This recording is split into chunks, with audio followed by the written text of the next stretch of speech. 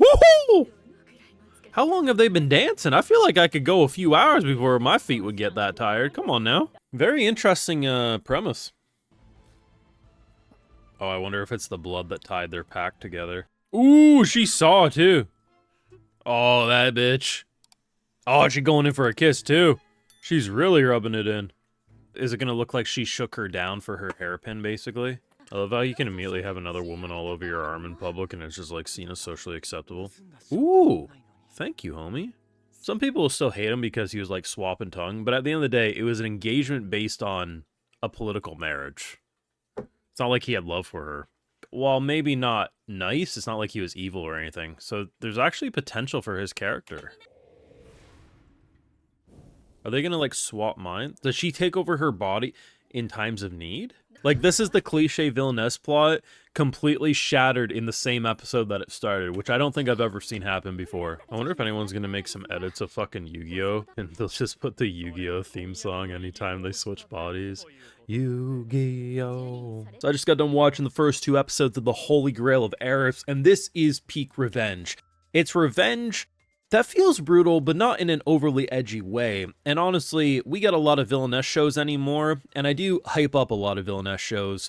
But here's the thing, while you may think, Brandon, you're just a broken record, you always promote these Villainess shows. Here's the thing though, I've never promoted a show that could unironically be summed up as, imagine if you took Yu-Gi-Oh! Duel Monsters with Yugi and the Pharaoh, and put it into a uncover who screwed us over, uncover the murder mystery a decade later, as we literally have Yu-Gi-Oh! Duel Monsters theme song playing in my head as I watch them switch in control of who controls the body.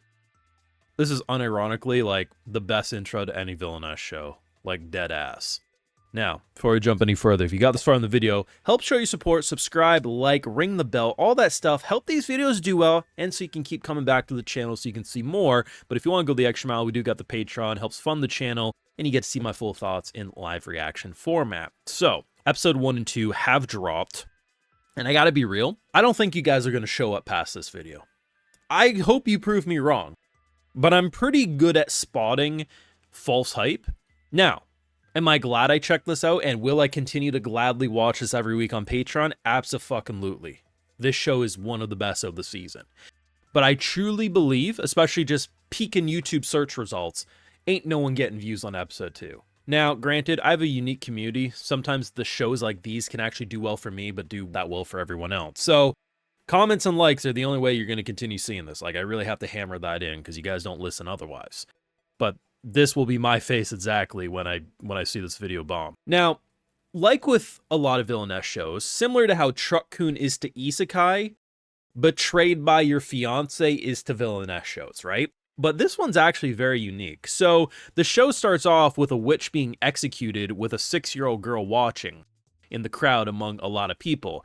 And a decade later at this ball, this bitch tries to screw us over by framing her for stealing some servant or some noble lady's hairpin, even though it was a big ploy to basically steal this woman's man. The thing that's actually nice about the intro here that I really enjoy is that this dude is just kind of a fuckboy. He's not evil. He's not loyal, but it was like a political marriage. It's not like they were engaged out of love, right? So like, I ain't gonna be too offended by that. And to be honest, he didn't get the impression that he was like, oh, I want her to be screwed over. He's like, are you sure this is, like, he's just a timid guy who wanted some ass, okay? A lot different than I was expecting. I really thought it was gonna be identical to the May I Ask for One Final Thing intro. The thing is, this type of person is not getting out of an accusation like this. Even though there was like 4 people who saw her not take it, but rather was given the hairpin, no one's going to speak up in this moment because then you're just going to get dogpiled. It only, like, once everyone starts talking is it going to be exposed.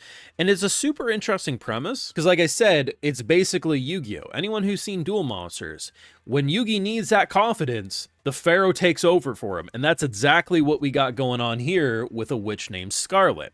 So it's super interesting because it's not like they're going to abuse the switching of personalities. It's happened now twice in 2 episodes. This happened here because there's no way she was going to be able to survive it, and she made a deal like, hey, please, for the love of God, someone help me, and she accepted her prayer. And it's not to say like this show's like overly graphic or brutal, like there's a lot of humor, but it's not to the point that I feel like it's trying to tell jokes, but just it's naturally humorous, but it's also naturally violent. So what ended up happening is once we expose this girl's, you know, crime for lying, what everyone does is gang up on her. And by gang up, like everyone got great joy in tearing her down. And on one hand, it's like, oh, it's satisfying. This horrible person, you know, got what she deserved. But it's also a very easy way to highlight that this society will tear down anyone if they think they have the go-ahead. And that's terrifying. I mean, we start the show off with being falsely accused for the witch and getting murdered for it. And it's very easy for the hands that are helping you to strangle you. So it's like, we shouldn't necessarily promote this. We should be concerned it could happen to us. But what ends up happening is they force her to take her shoes off and they make her dance for God knows how long, but to the point her feet go bloody. Like basically forcing her to dance to death. Now, in the second episode, they actually confirm that she ends up going home and they say it's for health reasons, but obviously it's, you know, protecting herself running with her tail between her legs. But I gotta be real, if my feet are bleeding like this and I'm going home, I'm calling that health concerns too, if I'm being real. So basically, we have this haunting dynamic, right? So when obviously our girl's in control of her own body, we have Scarlet being a phantom next to her. And when she takes over her body, she then becomes the phantom. It's a really cool dynamic, and it only happened one more time in the second episode, where basically she had to beg and plead, like, for the love of God, I can't do this. And she's like, oh, fine, I'll take control. Because basically you have essentially this very stern, strong personality and timid girl. And we're trying to uncover why was she framed for poisoning someone? That's not her way. And also who was involved. So it's a very fun murder mystery whodunit. And you have this guy who is the husband of one of the people that died, seemingly killed herself. But according to our girl, she never would have killed herself. So it's an interesting dynamic because he basically calls out the bullshit, and that's where she has to jump in, even though apparently this dude is her arch nemesis. It's a very funny dynamic, if you ask me, and I get the impression before too long he might actually become a pretty strong ally. But right now, things are a little rocky. And I'm not joking when I literally say this is Yu-Gi-Oh! Like, this is literally how Yugi looked, or Atem looked, when not in control. It's just so fucking cool, man. Like, it's such a unique premise. You think it's going to be like what you normally see. And I remember reading the synopsis and watching the trailer and thought it looked good. But seeing it in motion, it's a lot better than I expected.